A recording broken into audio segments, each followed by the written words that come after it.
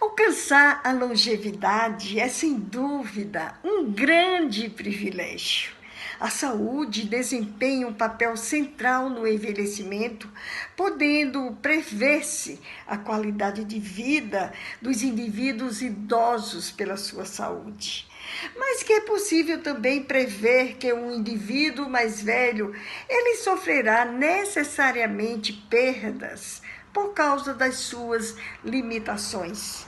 Dessas limitações que surgem nas atividades que eles tanto valorizam.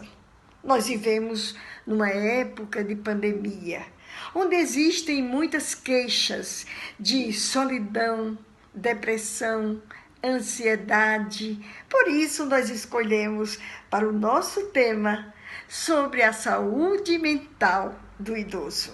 Vamos curtir e compartilhar.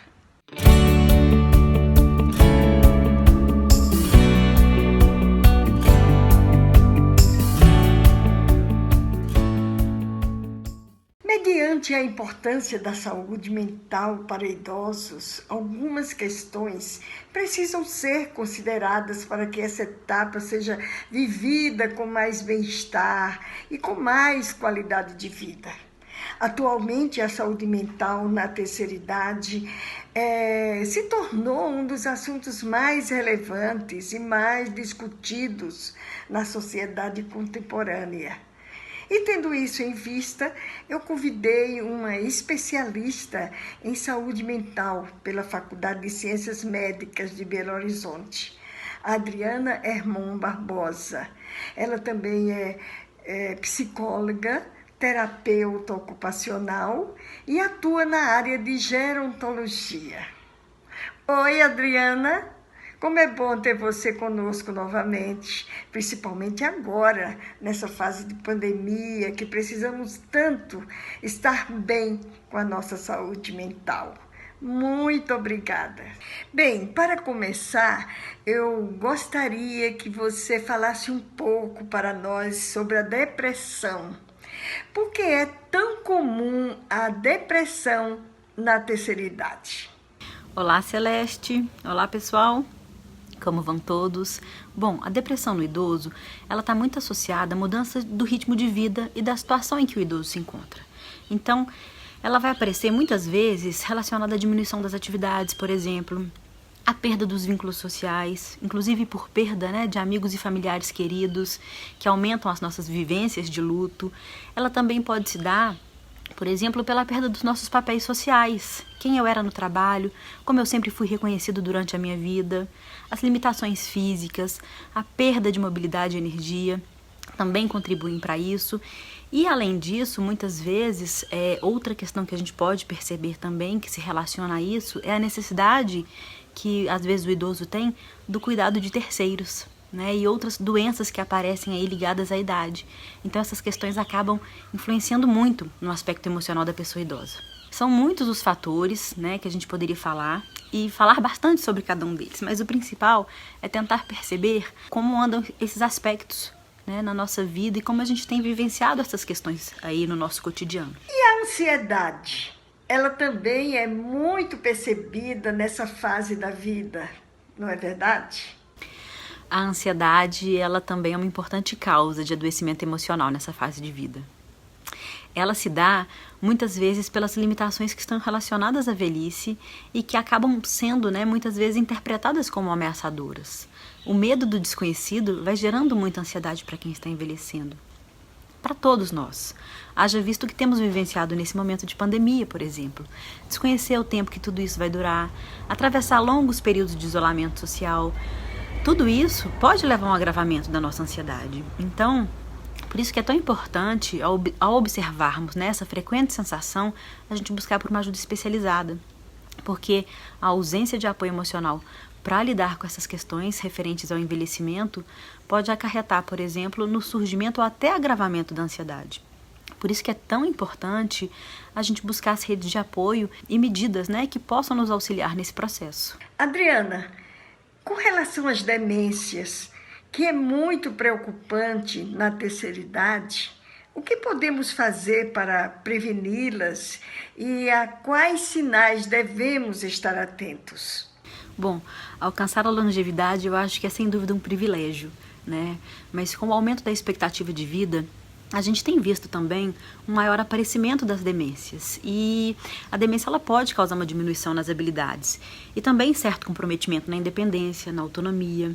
E ela traz, sim, muitos impactos na saúde mental, tanto na pessoa acometida quanto também em quem cuida.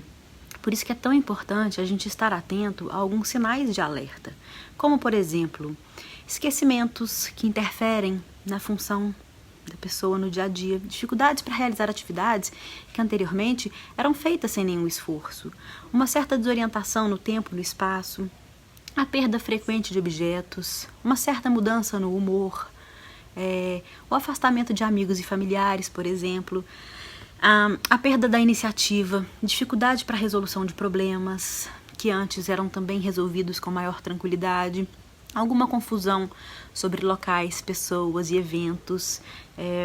Existem vários tipos de demências, sendo a de Alzheimer a mais comum, a mais falada.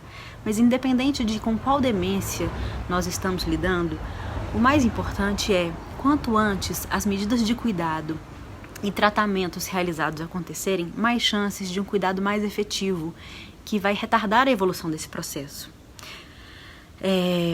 Outro ponto importante também é que familiares e amigos podem notar os sintomas de demência progressiva antes da pessoa que está acometida por ela.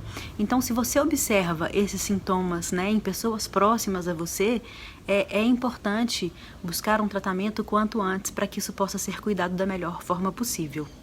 Pelo que você vê na sua prática, quais os principais tabus atualmente relacionados ao envelhecimento? O envelhecimento em si, ele ainda é um tabu, né? Já que muitos evitam falar ou pensar sobre esse tema que é comum a todos nós, ou pelo menos assim a gente espera. Então existem algumas questões ainda bastante silenciadas diante do envelhecimento que eu acho que a gente tem que tentar desconstruir.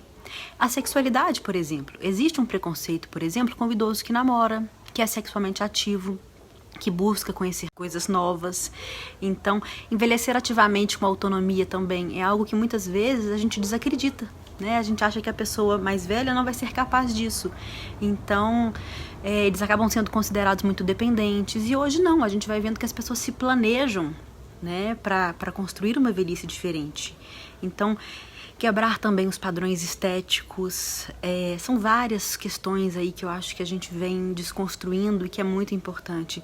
Uma questão também a gente vê hoje, né, a própria desconstrução da representação do símbolo do idoso, que geralmente é ali representado por uma bengala, uma postura bem curva, e a gente vai percebendo que não é isso que os idosos hoje representam pra gente. Então, desconstruir essas questões é muito importante.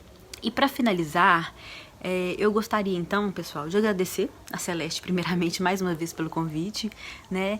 E eu espero que possamos todos estar no caminho de construir uma velhice mais feliz, mais satisfatória e que a gente saiba priorizar os vínculos, ter a maior aceitação consigo, buscando ter uma vida com mais equilíbrio, mais significado e desconstruindo, né, tantas questões aí acerca do envelhecimento que eu acho que cabe a nós todos, inclusive vocês aí ouvintes, né, do canal, nos ajudar nessa jornada que temos pela frente.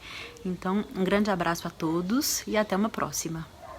No processo de envelhecimento, o idoso sofre modificações biológicas, fisiológicas, cognitivas, patológicas e socioeconômicas, necessitando, portanto, de uma atenção especial para entender as especificidades dessa faixa etária.